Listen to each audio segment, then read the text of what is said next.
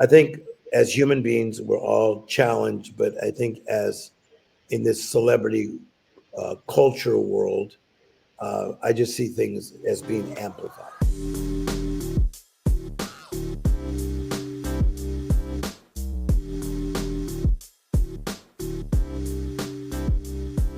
Welcome to the WuWu and Real Estate podcast with your host here, Tigert Hukel, where we take woo-woo, mysticism, intuition, and all things spirituality and mix it to the real estate world and in our personal lives. Today, I have an extra special guest with me today, Tim Storey. No one else but the Tim Storey himself. Thank you so much, Tim, for your time. Thank you for coming on, and I appreciate you. I'm on just because you're such a nice person. And also, I think that's so interesting that you're going to bring woo woo to this space. Thank you. Thank you. Yes. You know, we don't often think about it, but in our everyday lives, we utilize the intuitive side of us, whether it's personal, whether it's in our work ethics or anything in investing that we come upon. And if we don't listen to those nudges or those gut checks or, those sensations of our body that is either resisting or excitedly going for something, what else do we have? It's in our innate ability to be able to read these signs, and so I love all of that, and even more into the spirituality of things that we can talk about a little bit later. But I would love if you would be able to share your story and how you got started into the entertainment world, being an author, being a coach and mentor, all these years. And yes, if you could share your story with us here. Yeah, so part of my story begins in Los Angeles, California, being raised in a kind of a lower income family where there wasn't a lot of big dreams. It was more about just getting through. So my mother had a sixth grade education, worked at a place called Winchell's Donut Shop. My father had a 10th grade education, worked at Bethlehem Steel. We had five uh, children, but we had seven people in a two-bedroom apartment to start with for a long period of time in Compton, California. And then we moved to another part of Los Angeles where we ended up being in a smaller three-bedroom home, which to us was spacious at that time. But I will say that my teachers and my coaches really started to educate me about life because they had a little more time, and my teachers really helped me with the idea of discipline, being a good student, being a reader. And this is like, I'm talking fourth, fifth, sixth grade. And then my little league coaches really helping on the discipline side, which I got a lot from my mother and father, but they reinforced it. So um, but it's amazing coming from a challenged background at the beginning, how well my entire family ended up doing in life. And a lot of that was just the discipline and the love that came from my parents.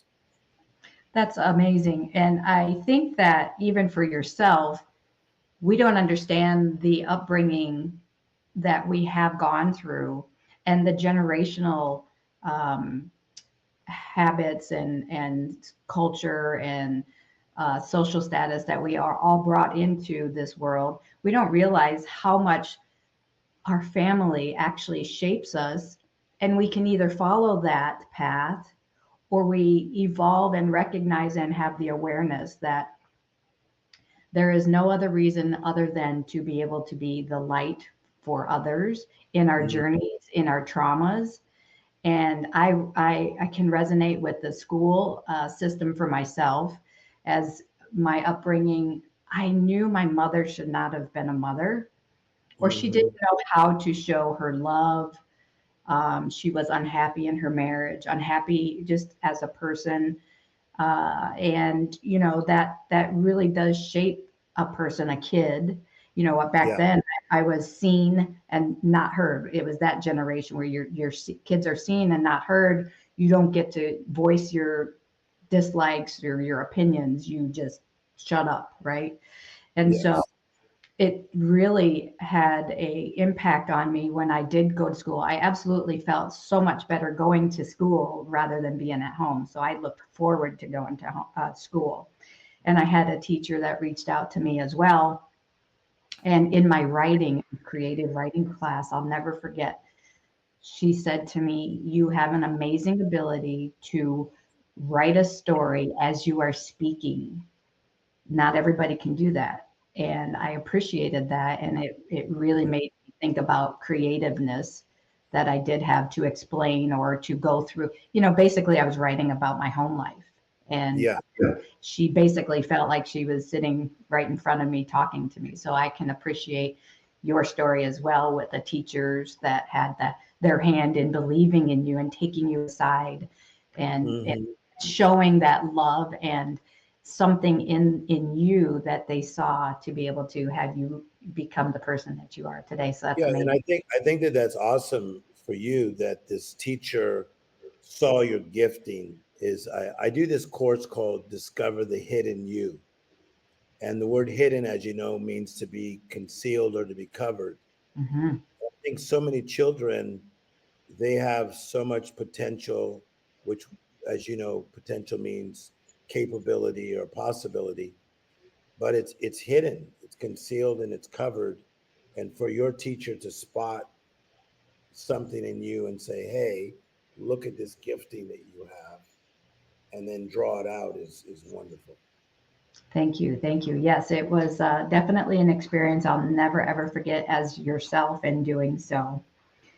As what was one of your defining moments that changed your perspective on life for you? I would say that part of it was to see how much my parents struggled. Um, I could feel the struggle because you could feel energy as you talk about, Hmm. and the energy amongst the siblings was high and good and funny. You could feel the struggle of my father coming home from Bethlehem Steel, like after a hard day's work, and then there wasn't much space. Right. So he would like go into the bedroom where there was a TV, maybe shower, lay on the bed, watch TV. And then my mother was like cooking in a small area. And so from this observation, it did not make me feel negative feelings. It made me feel there's got to be more to life than this.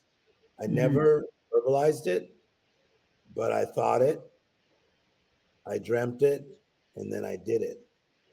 So I created space for my mother later in life, for my family later in life, for myself, and for millions of other people.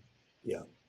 I just got my heart energy, and I'm very big with my heart energy, and it's almost as reverberating as a confirmation of that's amazing. And I also have a situation of my defining moment where I realize that I escaped from my mother and I leave the home at the age of 17 because it was a tumultuous relationship and environment still, that I escape and join the military. I joined the Navy and become a diesel Hmm. mechanic, which I loved. But I also then fall in love with my children's father and Yeah. didn't consciously realize it, but I picked the same exact person in my mother in a spouse. Hmm. And I was determined, though, that I was not going to be like my mother and marry 4 times over. And I was going to stick it out, and I was through thick and thin because that's what you do when you engage in a marriage and a union. And I had 5 children under tow, so I stayed for 22 years. When my father had passed, this usually happens with people that all of a sudden have this awakening or enlightenment. But when my Hmm. father had passed, I realized I don't have to stay here in this relationship. It was exactly like my mother's relationship. Yeah. Not exactly, but pretty darn close. And so that was a pivotal moment for me. And then realizing, I evolved, I grew as an individual, as a person, and all the things that my mother didn't do, show love and affection, and you couldn't kiss her on the lips because it was germy, and you had to give her space, and all the things that she didn't do, I did for my children. So that was also another pivotal moment for me to realize that that's just not how I'm going to be or how it should be. So that's awesome. No, I mean, I find this interesting. So there's this idea that we go through these different kind of periods of life. It's birth to 20, 20 to 40, 40 to 60 years of age, 60 to 80, then 80 to 100. And the the birth to 20 is so important, but they find that psychologists and those that study this is the years of like 16, 17, 18, 19 so important. So important because now you're getting into the type of decision making of like, where am I going to go next? Am I going to go to college? Am I going to get married early? Am I going to just work a job? What am I going to do? And so in those formative years that you were challenged and didn't really have the proper structure, it's very common for all those that are watching right now to follow what we know, what we've seen, and not even really thinking about it sometimes, but just following in that path. Absolutely. It's an unconscious choice or pattern that we follow. It's exactly what it is. It's an energetic pattern that we follow. And Mm-hmm. yeah, until something pivotal happens and then we realize, wait a minute, what am I doing? Yeah, So, I think that was a great way of saying it, unconscious, because to be awake is to be conscious. mhm. To to not be awake is to be unconscious. So you could be you could be walking and moving, but yet you're not really conscious of some of the choices you're making. Absolutely. Absolutely. I love that analogy as well. Well, you have worked with some high profile people in your um, venture and your life. And what are some of the common challenges? I think we think that people with higher status, or Mm. they have money or they have fame. What have you noticed as a common thread between all of us? Yeah. So I think that I'm going to go a different way Okay. than most people think I'm going to go with this. Okay. Is that I don't really believe that everyone has the same type of problems. Uh, when you are a celebrity of some form or fashion, everything is amplified. And so let's say if you have a health problem, that's a problem that we all might face. So the problem's similar, but the problem is amplified because now it might be in these magazines or it might be on a show like TMZ or Access Hollywood. So since my mid 20s, I've worked with people like that are celebrities, and many of them at the highest level. So they face similar problems, but it's different because a lot of the problem is amplified. Like Hmm. if their child is having challenge and ends up in rehab, Hmm. somebody else's child ends up in rehab. Maybe a lot of people don't know about it. It's just something we can keep quiet. But to a celebrity, it could be different. So I think as human beings, we're all challenged, but I think as in this celebrity culture world, I just see things as being amplified. Yeah, I think that would be a difficult situation.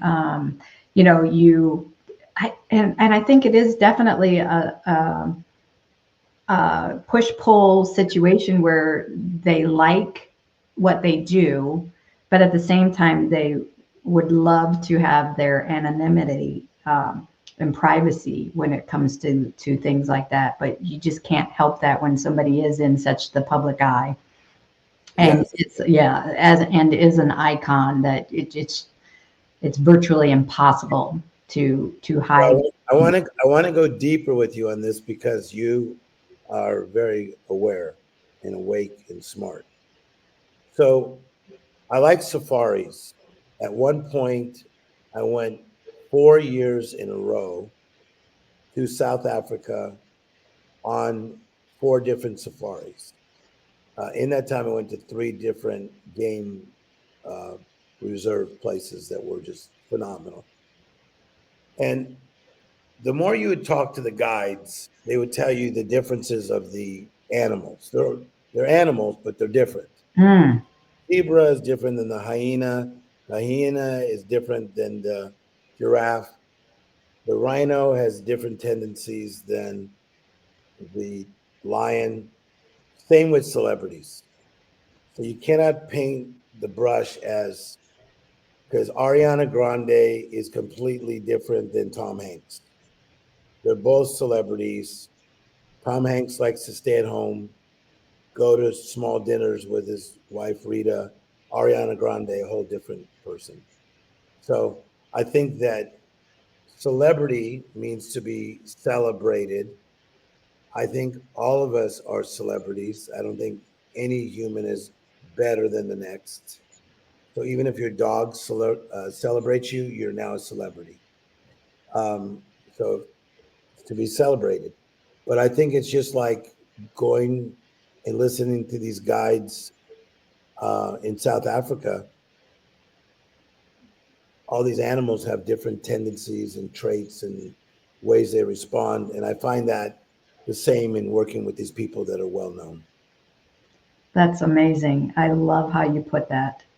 That's Yeah, awesome. some like it, some don't. Some thrive on it. Some call the paparazzi themselves. So when they're coming out of a restaurant, that's very common. Yeah, and I think sometimes with that type of person, I feel like maybe just because I'm an empath or and I see people, I read people, right? And that's just a gift that some of us have. It's not judging, it's reading. We're just reading people, and there's something there that they feel they need to have to fulfill them in whatever it is, form or fashion of fame or look at me type of situation. But I have a question. One of your very close friends recently passed. Hmm. Was that on your birthday that he passed? Well, he passed around my birthday, so that's Quincy Jones. Yep. Um, but I think that Quincy Jones, the beauty of this man's life is number one, the person of Quincy Jones that I got to know over a almost 40 years span of his life. Um, what an amazing mind. What a library of knowledge over decades. Really taught me about music, anywhere from Count Basie to Frank Sinatra. He worked on famously with Michael Jackson on the Thriller album. Worked with Steven Spielberg on The Color Purple, uh, and E.T. and so many other movies. But what a great mind, and what a privilege to be so close to him. It was Quincy who called Oprah 9 times. She says, Tim, he would not leave me alone. So this was over like 3 years. He just kept calling Oprah and saying, trust me, you've never met a Tim Story. She goes, no, no, I hear you. I hear you. She says, but I was just so busy at the time. And he goes, trust me, you've never met a Tim Story. So it was through Quincy Jones that I um, got into this amazing friendship with Oprah Winfrey. But yeah, Quincy was a great man, and really my number one mentor when it comes to the entertainment business, and one of my mentors of what it means to be a solid man. Do you feel that he's still with you presently, spiritually? I think that when when people pass, there are a lot of ways people are with us. I think one is through the effects that they've had on us. There's a Hebrew word, mashach, which is the rubbing off of something, like the rubbing off of oil. If one was to look it up, it means like to rub off oil. But it's also used in the rubbing off of energy. So I think that his energy has rubbed off on me, so it never leaves. So that's one. And then because of my Christian faith, I believe in eternal life. So I believe that he is still alive, but just in a different place. Awesome. Very great answer. I love that. So, in this current day and age of yourself, how do you deal with setbacks or moments of doubt in your own life? Different than I did when I was 30. I think that I coined a phrase, do not get dramatic in the midst of the drama. So I am known for, there can be chaos coming at me, and I'm pretty much the same. I was speaking one time to a group of about 2,000 people, and somebody served me papers because someone else was suing me on something that had to do with property, and they decided to serve me these papers in front of 2,000 people. Holy cow. I remember this guy bringing up this yellow folder, and he just raced to Beeline. the, yeah. And in the world that I live in, there's a lot of like guards and helpers and that. And so these two guys were going to come next near him. I go, no, no, let him come. So he goes like this, and he said real loud, he goes, "You've been served." Now, I didn't know what served of what, because I didn't know what I was being served of. Sure. But I've been through enough in life. That was very small. That's a lot different than being raised in the inner city. So Mm. the guy's got a suit on. I don't think he's going to do much to me with that yellow paper that he had there, manila envelope. So he said, "You've been served." So I said, "Okay," because I heard like a gasp. Huh. I went, "Okay, let's take our time on this." So I said, "So I've been served," and he looked nervous, and he goes, "Yes." I said, "You know what it's about?" And he said, "Yes." And I said, "Should I be scared?" He goes, "Maybe." I said, "But I'm not scared." He goes, "It doesn't look like it." I said, I want to give you credit for doing your job, because I was very risky. You see these big guys there? Tackle you. So that was very risky. Let's give this man a hand. And everybody started cheering. And then I took my papers and I asked one of the bodyguards, I said, "Can you hold these for me? And guys, I'll tell you later what I got served of." So that's me at this stage of life. At 30, I wouldn't have acted the same. For sure. And I At think this stage, I act this way. Yeah. I definitely can resonate with that as well. In my journey through my life and the marriage that I went through, there was a lot of pent up energy, anger, sadness, lack of trust in built up in me. And it took quite a while for me to release that and understand that that wasn't mine to hold. And yes, today, and I am a pretty even keel person as well, and to be able to handle difficult situations when they do arise. So Mm-hmm. I love that. It is of course, we all grow into our adult lives. Some of us more gracefully than others. And yeah, it's definitely a process. So, Yeah, but I like what you're saying.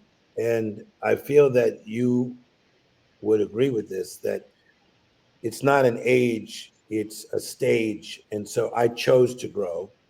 To quote Carol Dweck, Dweck from Stanford, difference between a growth mindset and a fixed mindset. I've always had a growth mindset, so I continue to grow. I study 1 to 2 hours a day, at least 5 days a week. I've already done that this morning.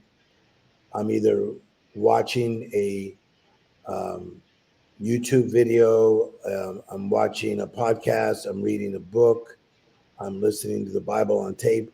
I'm doing something that's going to grow me out. And so if you look at where I was in my 30s to where I am now, that's a lot of reading, a lot of exercises, a lot of conversations with the right people that have made me this person that does not get too dramatic. That's very cool because I do the same thing. It's, you know, I didn't go to college and I went to the Navy. So I didn't go to college back in the day because I didn't feel like I was smart enough or, you know, whatever that was, right? So I get through the Navy and I go through my midlife and go to a lot of concerts. Like I was into the whole rock concerts and I was like, oh yeah, Give me an idea of who some of the bands. Give me two bands. Rat and Billy Squire was my first concert. You know, I've seen Metallica, I've seen Coldplay, I've seen Audio Slave, or not Audio Slave, but gosh, anyway, Chris Cornell's band, Rod Stewart, the Rolling Stones, you know, so the Who, the Guess Who. That's fun. That's history. Yes. And some of these bands will never be seen live again. Exactly. And then I think to myself, wow, if I had all of that time back to where I would have learned something like what I'm doing now. But you know what? I've realized, and I'm pretty sure you'll resonate with this too and agree, we are exactly where we're supposed to be right now. So Yeah. I don't look at it as regrets. It's we're doing what we're supposed to do exactly as we're supposed to. So Yeah. I'm still thinking of you at the concerts. I'm picturing your hairstyle. yeah, I was Joan Jett rocking, you know. I could see the whole thing. So I that's just visualized it. I thought I was pretty cool back in the day, I guess. No, but you were, and you were cool enough to go to those concerts, and you probably had some nice friends. Absolutely. What do you hope for your legacy as an author and life coach to bring about for your family, for the world? Yeah, I think that I think it's unusual to be me because I peaked early, and I think by the grace of God and hard work, I've been able to not just sustain and maintain, but to constantly move higher. And did you ever think, this is what I believe, and this is as I've been learning and growing my spiritual journey and my awakeness and my woo-woo stuff, that we chose the traumas and the life that we go through, and here we are, you bringing this light and love to the world, to the collective. You chose that before you came into your physical form, so you're living exactly what you were meant to be doing, and it's beautiful. Yeah. So I would say it a different way, Okay. but this is the beauty of your show. Is so I believe from a scriptural perspective, Ephesians 2:10, that we are God's workmanship created in Christ Jesus to do good works that God predestined for us to walk in. So I told Oprah Winfrey in her backyard, just me and her talking, because she was talking about the ease in which I do life. I said, I don't chase anything because I've already been spoken over. Mm. So I believe that God created man and woman, and that he created us in his image and likeness. And that's one reason that we are so amazing and so extraordinary and so magical. And so I do believe that I was spoken over, that even when I was in the confines of being in a small place in Compton as a kid, that God spoke over me that I would have the kind of influence and impact that I'd have. Now, what do I have to do about it? I have to cooperate. Hmm. and I have to be in alignment to my assignment. But if somebody differs with that philosophy or way of thinking, that's totally okay, because I roll with everybody from the Dalai Lama to Deepak Chopra. Those guys are all my friends. So we may have a different way of how we dialogue about something, uh, but we love humanity. But from my vantage point, I walk as though I've been spoken over because I believe that I have. I believe that too. I believe that wholeheartedly. Yes, Yeah. absolutely. No, but I was going to say, because I like you as a person, that even if you thought of it slightly different based on you read Seed of the Soul and they thought different, or Eckhart Tolle thought different, Hmm. I think that's the great thing about being humans. There's close to 8 billion of us. We're all coming many times from a slightly different perspective. And so um, I love to dialogue because we can all learn from each other. And I definitely do not think I have it all figured out. No, I don't think we all do either. And no, I definitely believe God knows the every hair on our head, the number of it. So yes, I love Mhm. that. I agree with you on that. If you could have dinner with any historical figure, who would that be and why? Um, you hear that question, but when it comes out of your mouth, it becomes a better one, um, because that is a really great question.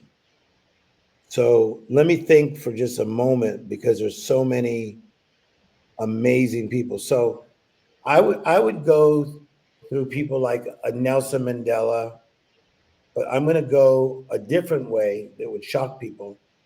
I would like to sit with Michelangelo. Mm, The reason for that is that when I was in the sixth grade, I read a book written by the late great Irving Stone on the life of Michelangelo. His wife Jean Stone was the editor, and me and her became friends and Beverly Hills buddies when I was only 30 years of age. But I read that book when I was in sixth grade about Michelangelo, and as Jean Stone would tell me things that her and her husband learned about this life of Michelangelo, that he had the ability to see stone, but see the beauty in that stone to make it into something amazing. That he could look at a wall and see the beauty of what he was going to paint. And I think that that is one of the greatest gifts that one can have. That I think that I do have that gift, but not at the Michelangelo level. So I would like to talk to him about how he took it to those levels. Because I can see a person that the mother may say, "Oh, Tim, you're going to have trouble with him. He listens to nobody. He's 21 years of age. He listens to nobody. He thinks he knows it all." And I could meet with that young man and I see something. mhm. And then what I ended up seeing is what he became, which was like not what the mother thought he'd be. So I would like to sit with Michelangelo. I think that that would be an amazing conversation. So you were the grasshopper for that young man. That's amazing. Mm-hmm. I Yeah. said that to somebody the other day. I said, "Oh, I feel like you're my grasshopper," from the movie Kung Fu. And he goes, Yeah. "Not old enough," or he's younger than me. And he said, "You mean Kung Fu Panda?" I was like, "No, no." Anyway, Exactly. I do have one last thing to share with you, and I shared it before we got on our recording here. But Joseph, who is your vice president of your company, Yes. Mm-hmm. asked him to share a little bit of insight on what it is like to working with you. And he said, quoting, "Having someone who speaks life into and who builds you up daily, reminding you that you can achieve anything in life as long as you work hard, is what stands out to me. I've been with him 12 years now, and my family and I have been blessed immensely." Very touching to hear that. So I didn't know that you had asked him that question, and very touched to hear that. So that goes to show what you are to him and what you are to the world. And I'm going to end this here. And I appreciate your time. And I would love to continue the relationship ourselves here. I mean, I know you're a busy, busy guy, but if you need anything in the real estate world or you want to invest, I'll help you. I would like to ask that your charity that you spoke of before we got on the recording today about the fires and what charity is that you're raising funds for the people that are affected. Yeah. So I'm working with a group called the Dream Center. So if somebody was just to even Google the Dream Center or go to thedreamcenter.com, it's out of Los Angeles. They've been going for probably about 30 years. And one of the things that they're doing that's so awesome is it's a very good organization, a large organization, is that people that have been displaced from their homes, uh, mostly on the lower income side, they actually have these lines of like 1,500 cars a day that come through, and then they say, "What are your needs?" And it's like a Costco where people are just given all these various items. I won't describe them that they need, and they just fill their cars up. So from that to feeding to housing, they're doing a great job. So it's called the Dream Center. So dreamcenter.com or dreamcenter.org.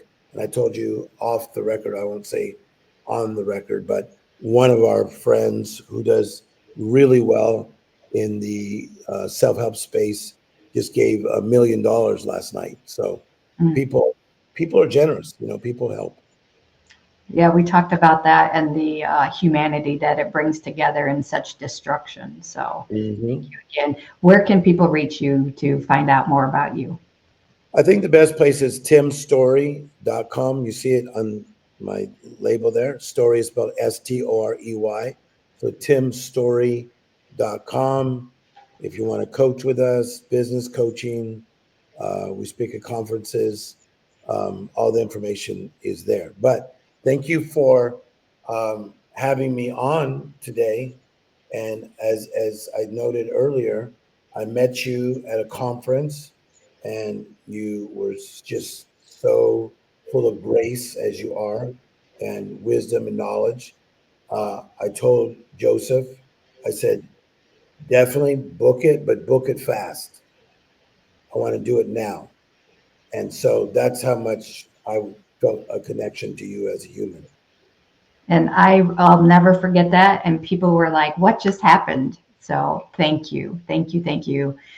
Definitely an energetic respect for both of us and what we're trying to achieve for the collective. So thank you. And Yes. again, I invite you to stay in contact with me. I would do the same. I'll reach out to you in DM in your Instagram.